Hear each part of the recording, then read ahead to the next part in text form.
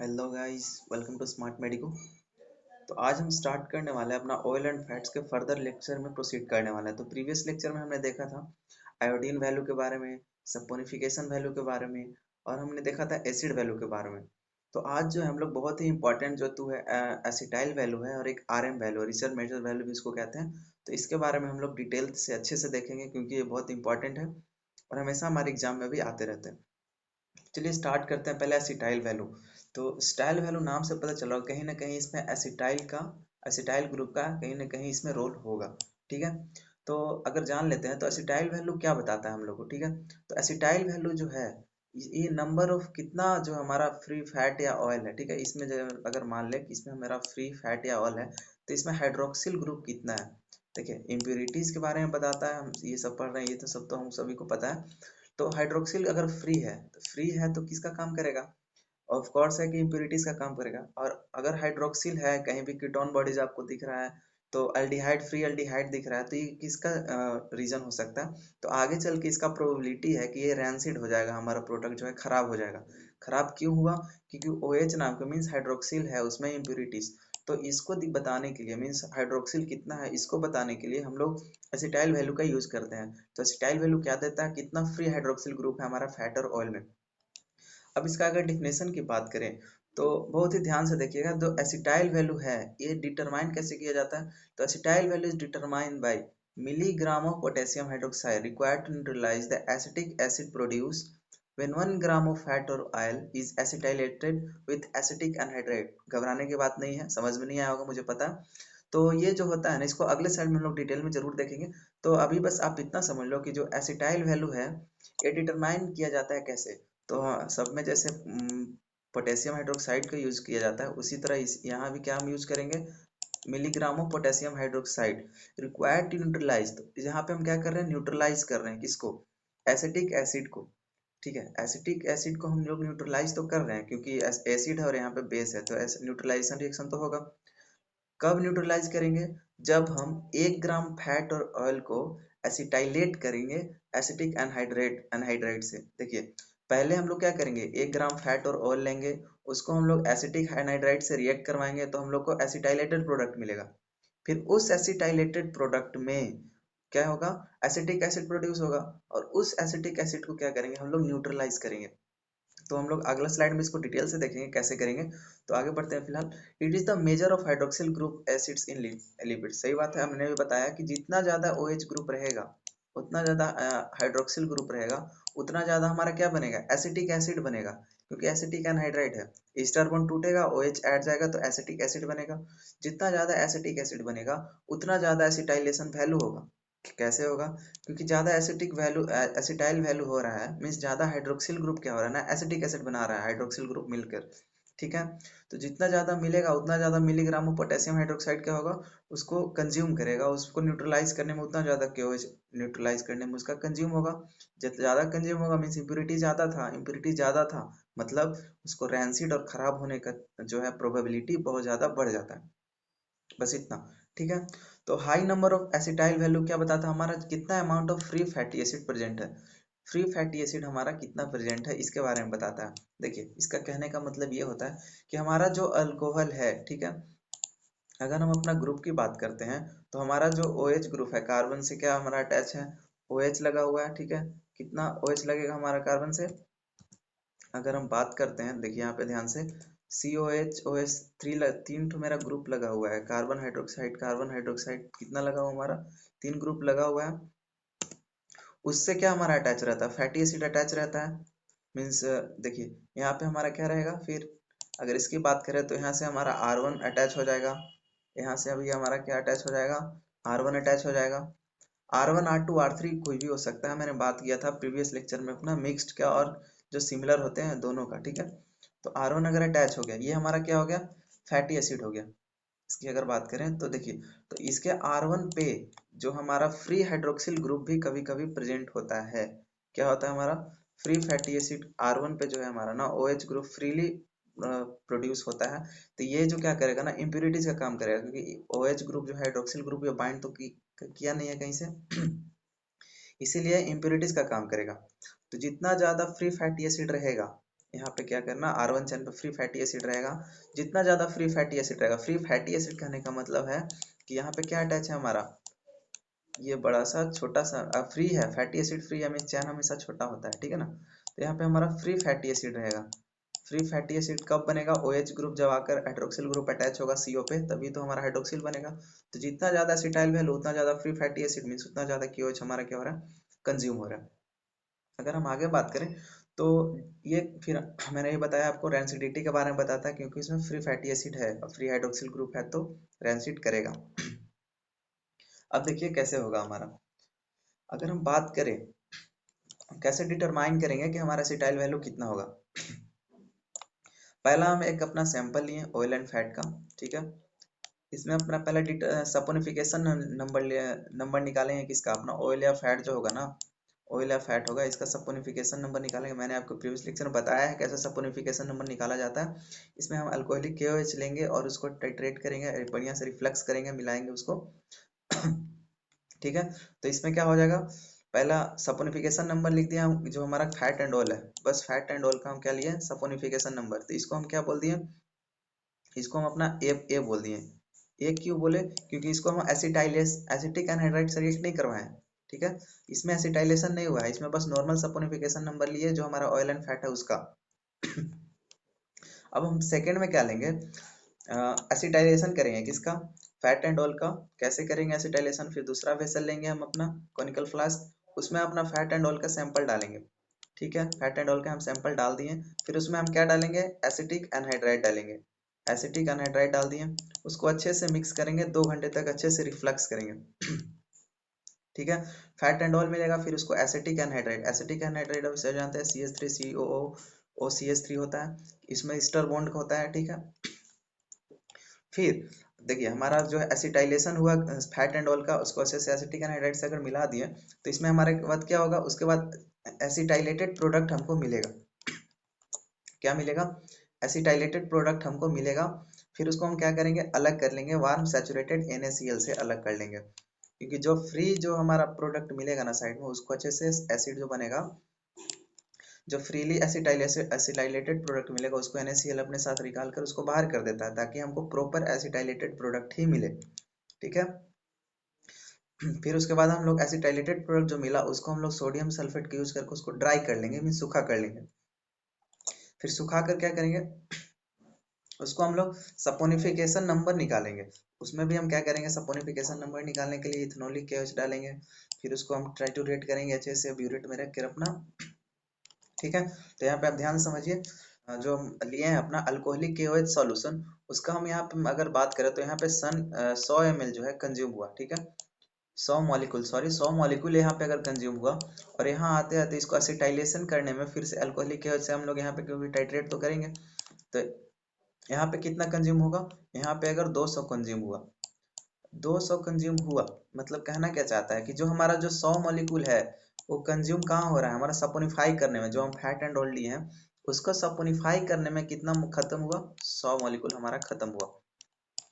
और यहाँ 200 है, 200 है मीन्स यहाँ पे 100 ज्यादा बढ़ गया, तो जो हमारा 100 बढ़ा वो 100 कहाँ बढ़ा, तो जो हमारा एसिटिक एसिड है, ठीक है, एसिटिक एसिड प्रोड्यूस हुआ है बीच में, वो कहीं ना कहीं न्यूट्रलाइजेशन में हमारा 100 KOH जो है ना खत्म हुआ, क्योंकि KOH के प्रेजेंस में ही अपना जो फैट जो होता है ना, वो अपना क्या करता है, ईस्टर बॉन्ड को तोड़ देता है। तो KOH के प्रेजेंस में ईस्टर बॉन्ड तोड़ दिया तो फ्री फैटी एसिड प्रोड्यूस हो गया, ठीक है।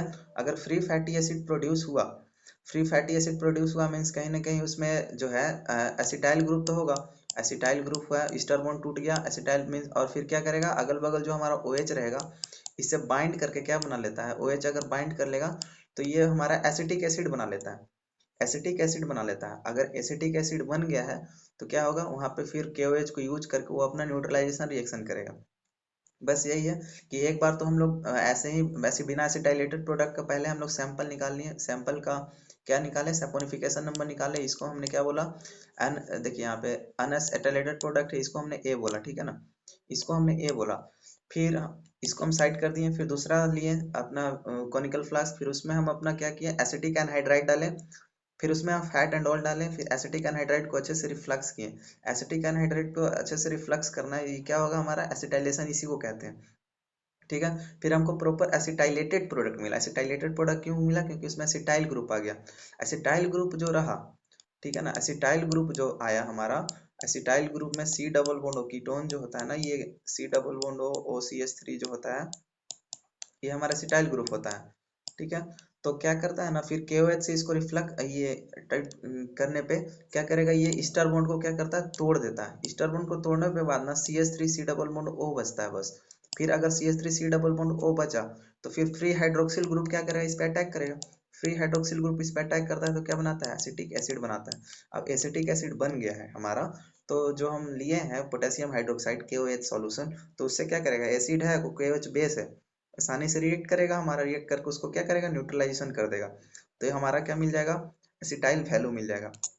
ठीक है। तो एसिटाइल वैल्यू क्या हो जाएगा हमारा 1335 बी माइनस है। बी किसको कह दिया, जो सपोनिफाई करने के बाद जो हमारा acetylated sample, saponification value of acetylated sample mean जो एसिटाइलेटेड सैंपल है उसका सपोनिफिकेशन नंबर कितना है, ठीक है, उसका।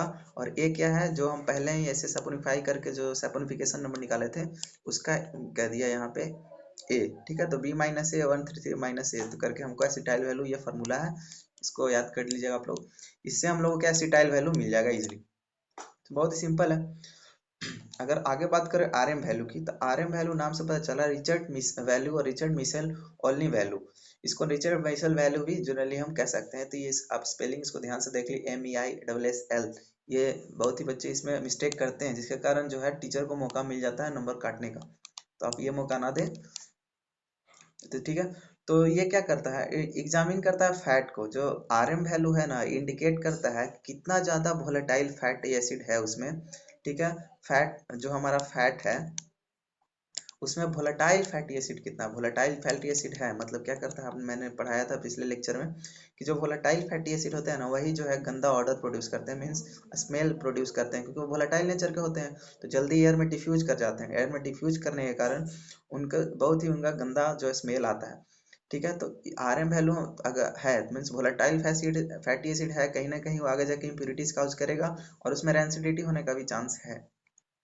ठीक है ना। देखिए, तो RM वैल्यू इंडिकेटर है कितना वोलेटाइल फैटी एसिड है ये फैट एंड ऑयल में हमारा प्रेजेंट रहता है। इसको अगर डेफिनेशन की बात करें तो नंबर ऑफ मिलीलीटर, ठीक है, यहाँ AMG भी कह सकते हैं, number of millilitre of 0.1 molar, यहाँ भी 0.1 मोलर का यूज किया गया। 0.1 molar potassium hydroxide solution necessary for the neutralisation of water soluble volatile fatty acid distilled and filter from 5 gram of given saponified fat। Tension की कोई बात नहीं है, मैं भी बताता हूँ आपको। यहाँ पे हम उल्टा लेकर चलते हैं। ठीक है। उल्टा करेंगे तो इसको क्या हो जाएगा हमारा, 5 ग्राम अपना वोलेटाइल फैट एंड ऑयल लेंगे। ठीक है। Volatile and fat and oil ले लिए, फिर इसको हम लोग क्या कर दिए, सपोनिफाई कर दिए। सपोनिफाई करेंगे, 5 ग्राम ऑयल एंड फैट लिए, फिर उसको हम लोग क्या किए, सपोनिफाई कर दिए। सपोनिफाई करने के बाद क्या हो जाएगा हमारा, फ्री फैटी एसिड कंस्टिट्यूएंट क्या है हमारा मिलेगा। सब जितना सपोनिफाई होना रहेगा वो तो हो जाएगा, जितना उसमें मिक्स होना रहेगा हो जाएगा। उसके बाद क्या, फिर फ्री फैटी एसिड कंस्टिट्यूएंट उसमें से मिलेगा। फ्री फैटी एसिड कंस्टिट्यूएंट्स को क्या करेंगे ना, फिर हम लोग यहाँ पे वोलेटाइल उसमें जो रहेगा उसको हम लोग डिस्टिलेट कर देंगे। फ्री फैटी एसिड को हम लोग क्या करेंगे ना, फिर वापस से डिस्टिलेट कर देंगे। तो डिस्टिलेट करने के बाद क्या मिलेगा हमारा, जो वोलेटाइल कंपोनेंट रहेगा डिस्टिलेट करने के बाद, जो हमारा फ्री फैटी एसिड रहेगा डिस्टिलेट करने के बाद, वो हम लोग को मिल जाएगा। अगर वो हम लोग को मिल जाएगा, फ्री फैटी एसिड है, और फिर उसमें हम लोग पोटेशियम हाइड्रोक्साइड डालेंगे, KOH डालेंगे, तो फिर क्या हो जाएगा हमारा, जो फ्री फैटी एसिड है उसमें तो एसिड है और KOH डालेंगे बेस है, तो क्या करेगा, वापस ये न्यूट्रलाइजेशन रिएक्शन शो कर देगा। तो बहुत ही सिंपल था, अब समझ में आ गया होप सो। तो इट इज डिफाइंड एज, नम कितना मिलीग्राम लें या मिलीलीटर लें 0.1 मोलर पोटेशियम हाइड्रोक्साइड का, जो न्यूट्रलाइज करे water soluble volatile fatty acid distilled. देखिए, water soluble volatile fatty acid क्यों कहा गया, क्योंकि यहाँ पे हम लोग क्या कर रहे हैं ना, जो फैटी एसिड है वाटर में सोलुबलाइज रहेगा, क्योंकि जो टूटेगा हाइड्रोलिसिस होगा। जैसे कि अगर मिल्क की बात करें तो ऐसा तो नहीं है, मिल्क का देखिए आप लोग इमल्सन है, वहां पे कहीं ना कहीं जो है हमारा क्या प्रेजेंट होता है, एक्वस फेस तो होता है, पानी होता है, फिर भी तो उसमें क्या होता है, अगर वोलेटाइल फैट है, ठीक है, तो क्या होगा, इजिली उसको सपोनिफाई हम लोग कर सकते हैं। कैसे, इस प्रोसेस से उसका हम लोग RM वैल्यू निकाल सकते हैं डिस्टिलेट करके और KOH के माध्यम से। ठीक है जी। तो it is determined by treating a known weight of fat with ethanolic alkali. इसको हम लोग नॉन फैट का जो नॉन वेट रहेगा ना उसको ethanolic alkali and distillating the volatile oil, इसको हम लोग आसानी से फिर क्या करेंगे, डिस्टिलेट कर देंगे। It is useful for indicator of non fat compounds in edible fat. देखिए नॉन फैट कंपाउंड क्यों कहा गया, कि ये जो है फ्री फैटी एसिड कंपोनेंट रहेगा, ठीक है, उसमें क्या एक्वस फेज में घुला हुआ रहेगा, फिर उसके अलावा भी बहुत बहुत सारा कंपोनेंट रहेगा, ठीक है, जो कि नॉन फैट कंपाउंड्स भी रहेगा। नॉन फैट कंपाउंड्स भी रहेगा तो आरएम वैल्यू जो है ना उसको उसका भी क्या करता है ना, कैप्चर करके वैल्यू बता देता है कि उसमें हाँ इडिबल फैट में नॉन फैट कंपाउंड्स कितने हैं और कैसे हैं, उसको हम लोग आरएम वैल्यू से पता चलता है। जैसे कि अगर हम बटर की बात करें, बटर की बात करें तो कैसे बनता है, दूध से बनता है। दूध को पहले दही करते हैं, फिर उसको मट्ठा निकालते हैं, उसको फिर मक्खन निकलता है, उससे बटर बनता है, ठीक है ना। तो बटर जो हो गया हमारा, बटर में क्या होता है, हमारा मिल्क प्रोडक्ट से मिलता है, तो जो मिल्क बनता है, मिल्क क्या हमारा इमल्सन है, वाटर भी है उसमें, ऑयल कंस्टिट्यूएंट भी है और other free fatty acid component भी है। तो उससे क्या होता है, हमको आरएम वैल्यू से बटर में, इसीलिए आरएम वैल्यू इसका ज्यादा होता है, आरएम वैल्यू ज्यादा बटर का इसलिए होता है, या फिर और भी मिल्क से हुए जो जो कंपोनेंट रहेंगे ना उसका आरएम वैल्यू ज्यादा रहता है। इसका मतलब ये है कि उसमें जो है नॉन फैटी एसिड कंपाउंड ज्यादा है, या क्योंकि उसमें मिल्क में क्या होता है, हमारा वाटर होता है, एक्वस फेज होता है, इसीलिए, ठीक है। तो ये ज्यादा बताता है कि जो मिल्क से बना हुआ रस्म उसमें क्या प्रेजेंट होता है, हमारा ब्यूटारिक एसिड C4 और कैप्रोइक एसिड C6 कार्बोनेट से बना हुआ रहता है, जो वोलेटाइल फैटी एसिड का काम करता है, ठीक है। तो जैसे मैंने भी बताया आरएम वैल्यू ज्यादा होता है मिल्क का, मिल्क प्रोडक्ट का, तो 17 से 35 होता है इसका आरएम वैल्यू। और इसके अलावा जो फैट एंड ऑयल्स है ना उनका आरएम वैल्यू 1 होता है, ठीक है। देखिए कितना अंतर है, आरएम वैल्यू में 1 है, मीन्स इसमें जो है हाइड्रोक्सिल ग्रुप या इम्प्यूरिटीज जो है, वोलेटाइल फैटी एसिड इम्प्यूरिटीज कम प्रेजेंट है। Coconut oil and palm kernel oil की बात करें तो इनका आरएम वैल्यू 4 से 8 के बीच में डिफर करता है। तो ये डिपेंड करते हैं अलग अलग चीज पे कि उसमें कितना एक्वस फेज, अगर एक्वस फेज ज्यादा है तो उसमें इम्प्यूरिटीज का रोल ज्यादा होगा और उसका आरएम वैल्यू भी ऑफ कोर्स ज्यादा होगा। तो गाइज ये था हमारा लेक्चर और हमारा ऑयल एंड फैट्स चैप्टर पूरी तरह से हमने कंप्लीट कर रखा है। तो अगर आपने नहीं देखा है तो जरूर से देखें, क्योंकि बहुत ही डिटेल में हमने इस लेक्चर को कवर किया है, हर एक चीज़ को मैंने अच्छे से बताने की पूरी प्रयास किया। फिर भी अगर आपको कहीं ना कहीं डाउट रह जाता है तो आप जरूर से हमें कमेंट बॉक्स में कमेंट कर सकते हैं, मैं उसका आंसर देने की पूरी कोशिश करूंगा। और डिस्क्रिप्शन बॉक्स में हमारा जो है व्हाट्सएप का लिंक दिया गया है, तो आप वहाँ जरूर से ज्वाइन करें, जहाँ से आपको नोट्स और भी कुछ अलग अलग कॉम्पिटेटिव एग्जाम के बारे में आपको मीन्स इंफॉर्मेशन दी जाती है। और आप इसके ऑयल एंड फैट से जो भी चाहे हर किसी भी बुक से आप जो है क्वेश्चन कर सकते हैं, बेशक बनेगा। और अगर नहीं बनता है बाय द वे तो आप जरूर से हमें डिस्क्रिप्शन बॉक्स करें, मीन्स कमेंट बॉक्स में कमेंट करें, मैं उसे बनाने की पूरी प्रयास करूंगा। धन्यवाद।